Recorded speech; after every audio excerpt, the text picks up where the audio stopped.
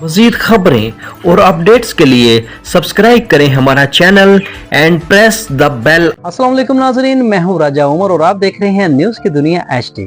नाजरीन, आज के प्रोग्राम बहुत ही इंटरेस्टिंग नौयत का प्रोग्राम है क्योंकि इसमें आज हम तमाम फिरकों के बारे में बात करेंगे। ये हरगिज़ किसी के खिलाफ प्रोग्राम नहीं होगा, बल्कि इसमें सिर्फ ये बताया जाएगा कि फिरका बंदी के फ़ायदे व नुकसानात क्या हैं और पांचों फिके किस दौर में परवान चढ़े, हनफी फिका, मालिकी फिका और दीगर फिके कहां कहां से शुरू हुए। तमाम मुसलमानों को फिरका वारियत से निकलकर किन बातों को अपनाना होगा जिसकी वजह से तसादम से बचा जा सके। तो नाजरीन, वीडियो का आगाज करते हैं। फिरका वारियत के खात्मे और इत्तेहाद उम्मत के दावे जितने खुशनुमा लगते हैं, अपनी असल में इतने ही खोखले होते हैं। ना ही कभी फिरका वारियत का खात्मा हो सकता है और ना ही कभी एक बड़ा मजहब इत्तेहाद जैसी यकसानियत अख्तियार कर सकता है। फिरका वारियत इस्लाम जैसे बड़े मजहब के लिए एक फितरती बात है। मुझे समझ नहीं आ सकी कि नए नए इल्मी किताबी हुए मुस्लिम फिरका वारियत को खत्म क्यों करना चाहते हैं। फिरकों की जड़ें बहुत मजबूत हैं। मैं फिरका वारियत के हरगिज़ खिलाफ नहीं हूँ। फिरकों की तश्कील जरूरी होती है एक आलमगीर मजहब के लिए। तारीख के 1500 साल सफर में कोई मजहब बगैर फिरकों और मुख्तलिफ मकातबे फिक्र में तकसीम हुए सरवाइव कर ही नहीं सकता। फिरके ना होते तो एक खुश्क किस्म की अरबी यकसानियत ही बाकी रहती जो इस्लाम को आलमगीर मजहब बनने की बजाय अरब तक ही महदूद कर देती। फिरके बनने का अमल ऐन फितरती है, चाहे कि वो 2-3 बुनियादी फिरके इब्तिदा में ही बन चुके थे, शिया ख्वारिज की शक्ल में, मगर ये तकसीम अपनी बुनियाद में मजहबी से ज्यादा खालिस सियासी थी। इस्लाम जो अरब से निकलकर अजम के मुख्तलिफ इलाकों में फैलता गया, वहां इसका सामना मुख्तलिफ तहजीबों और मज़ाहब से हुआ। अब इन लोगों के लिए ऐसा मुमकिन न था कि एक नए और गैर मुल्की मजहब को हूबहू कबूल कर लें। इन्हें इस मजहब को तहजीबी तौर पर हजम करने के लिए काफी वक्त दरकार था। हर खिता की तहजीब ने इस्लाम को अपने अपने रंग में कबूल किया। यही वजह है ईरान के इस्लाम, बरसगीर के इस्लाम में, तुर्की के इस्लाम में जुदा जुदा रंग देखने को मिलेगा।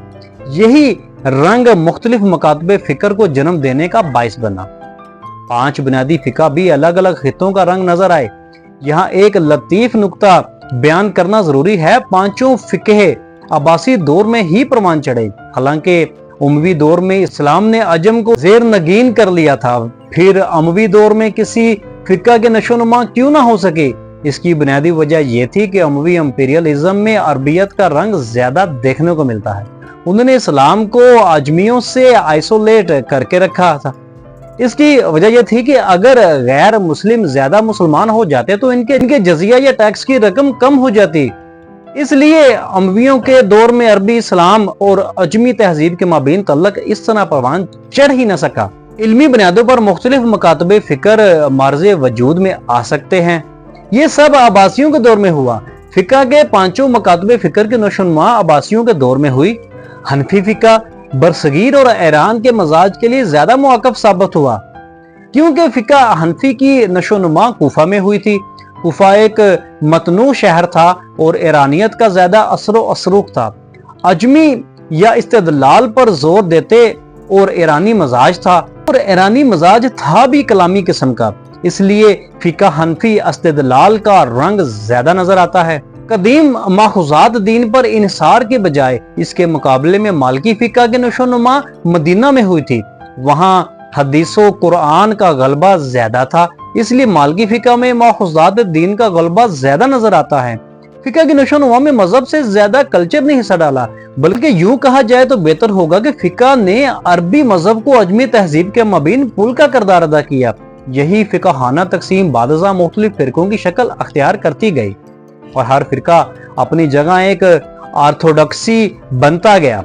ऑर्थोडॉक्सी एल्फी का काम करती है समाज को जोड़े रखने के लिए। ऑर्थोडॉक्सी इंसान की बड़ी इजादों में से एक है। ये देखने में जितनी फजूल लगती है इतनी ही ज्यादा गहरी होती है। मैंने शहाब अहमद की किताब बिफोर ऑर्थोडॉक्सी में एक जुमला पढ़ा था। मैं कई दिन इस जुमले के सरूर में रहा। इस वक्त समझ आई थी ऑर्थोडॉक्सी तकलीद पसंदी या तुखम परस्ती, फूकुल फितरत परस्ती, ये परस्ती की मुख्तलिफ अकसाम आसमान से ही उतरा करती। ये सब समाज अपने इर्तिका के साथ साथ परवान चढ़ाता है। ये समाज से ही फूटती है नाज़िल होने की बजाय।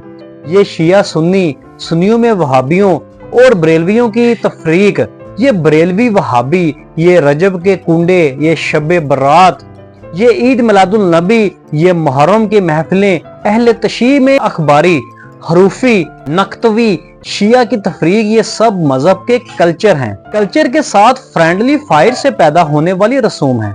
हम फिरकों से किसी सूरत नहीं निकल सकते।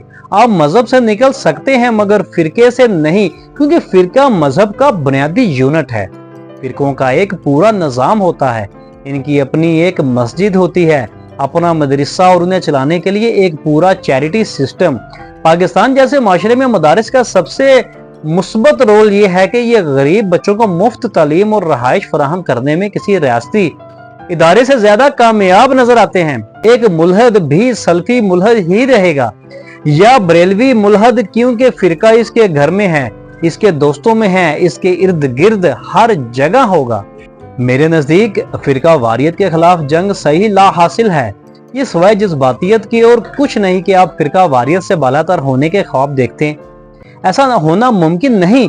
मैं अक्सर कहता हूँ आप जिस फिरके में हैं उसे छोड़ने की जरूरत नहीं। फिरकों के नाम पर जो फसाद और कत्लो गारत गरी होती है ये भी फितरी है। समाज के अंदर तसादम होता है। अगर यहाँ मजहबी फिरके ना होते, शिया सुन्नी की जंग ना होती, तो मुकलद गैर मुकलद के मबीन अखाड़े ना होते, हयाती ममाती के बीच दंगल ना होता, तभी ये तसादम हमारे समाज में होता। मगर इसकी शक्ल तब्दील होती। अगर लोग फिरका वारिद पर लड़ रहे हैं, हो सकता है लोगों के पास तसादम के लिए और वजूहात होती। इदलियात का अमल किसी मजहब का मुताज नहीं होता, इसलिए फिरका बंदी जरूरी है। हम बस फिरका वाराना इख्तिलाफात को इल्मी हद तक महदूद रखने की कोशिश कर सकते हैं।